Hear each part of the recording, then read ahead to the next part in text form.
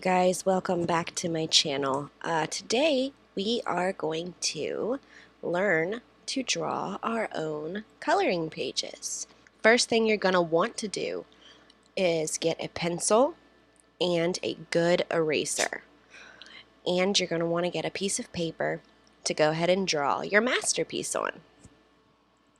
Today we're going to be focusing on drawing a cartoon hedgehog. Hedgehogs are so cute. I have a soft spot for them. I used to own two. So today we're going to be focusing on that. So when you see this picture of a hedgehog, what shapes can you identify? I see a circle. Actually, I see a few circles. I see an oval, that's his body. His ears are circles, his eyes are circles, even his nose is a circle. Well, more of an oval. So, when you look at this picture of the hedgehog from the side, what do you see? I see the circle of the ear again, and I see a triangle that forms his nose. So, now that you have an idea of the shapes, we can go ahead and start sketching that. First thing you're going to want to draw is the triangle that is his nose, because it's in the front. It's the first thing you see when you look at the hedgehog. You're going to want to do slow and soft strokes because we're going to be erasing a lot.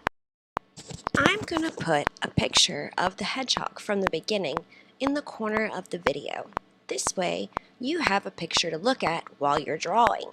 Now, we're doing a cartoon, but you can still see the shapes in the real hedgehog. And this is what we call in art a reference photo. These are very important. You want to look at a lot of different reference photos whenever you are trying to draw something. Now I'm drawing the oval that is his body, along with the circles that are his ears. I'm sorry if it's a little hard to see. I wanted to make sure my strokes were very light. That way it's easier to erase. If a hedgehog is turned to the side, the second ear is going to look a little smaller. That's how you make things look 3D, because when things are closer to you, they are bigger, and when they're farther away, they're smaller. So you're going to want to make sure that your ear that's in the back of the oval is going to be smaller than the ear that's in the front. Now we're going to work on his eyes. The first eye you want to put at the top point of the triangle that you made for his nose. Now we're going to make the top of his face. We're going to do that by drawing a shape that looks like the top of a heart. Do you see the top of this heart? You want to put that shape between his two ears, where the point in the center goes down to the top of the triangle. Do you see in our reference photo the darker area on the hedgehog and the lighter area on the hedgehog? In a real hedgehog, there is a soft, furry belly, and on the upper area, there's spiky quills. Now we're drawing the line to separate the two sections. You don't want this line to be straight. You want it to be kind of wiggly. Now we're gonna draw the oval at the end of the hedgehog's nose. Then we're going to erase the hard, solid line at the bottom of our triangle and make it a more rounded line. I want my hedgehog to look kind of smiley, so I did a little bit more of a rounded line. But that's your choice. You can do it as rounded or as straight as you would like. Your drawing is not supposed to look exactly like mine. After all, this is your work of art. Now I'm going in and erasing the bottom half of the circles that we made for his ears. Because a hedgehog's ears in real life don't have bottoms. It has just some fur there covering the bottom of the ear.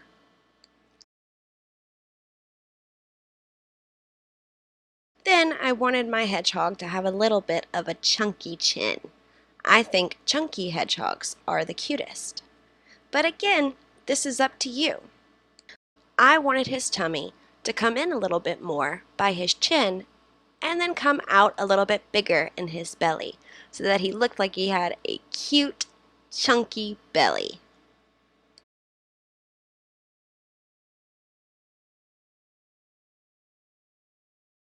Here I'm drawing some spikes on top of the heart shape and darkening my lines a little bit since I know I'm going to keep those.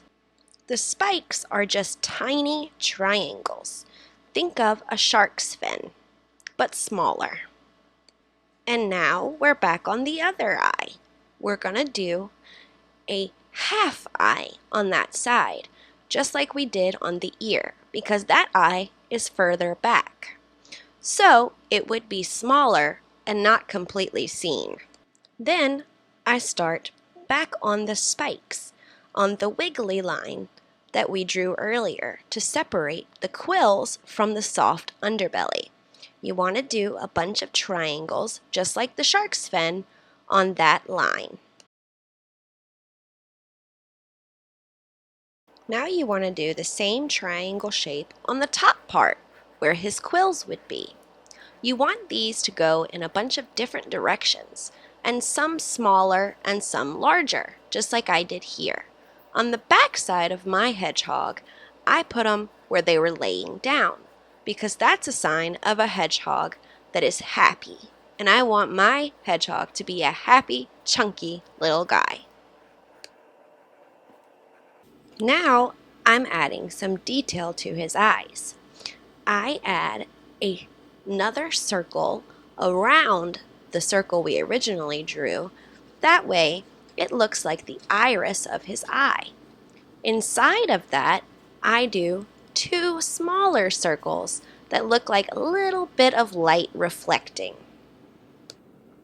I add a small circle to the inside of his nose to do the same thing, give it a little bit of light reflection.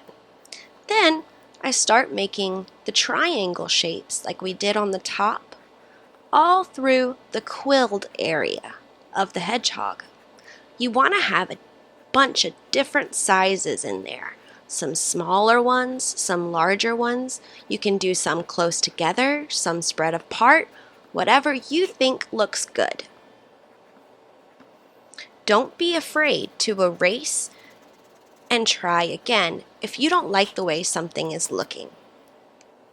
Here I'm adding more of those triangle shapes to the bottom line, or where his underbelly is. You want to make sure that these triangle shapes are pointed down, so upside down.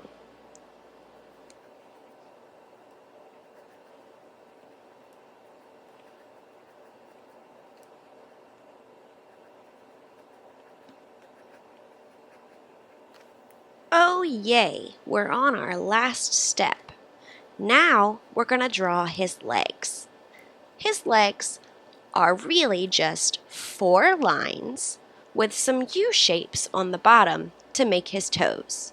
First, do 2 lines. Then, do 3 U shapes in between those 2 lines at the bottom, connecting them. Then, repeat the same thing on his second leg.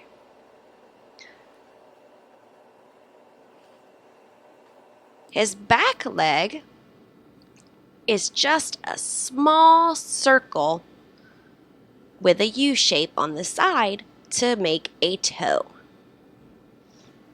And that's it. Our hedgehog is completely drawn. Now, all you need to do is take a marker and darken in your lines. When you finish darkening your lines, you have a coloring page. Have fun drawing and coloring your custom-made coloring page. I hope that you guys had fun, and I can't wait to do another one for you. Y'all come back now.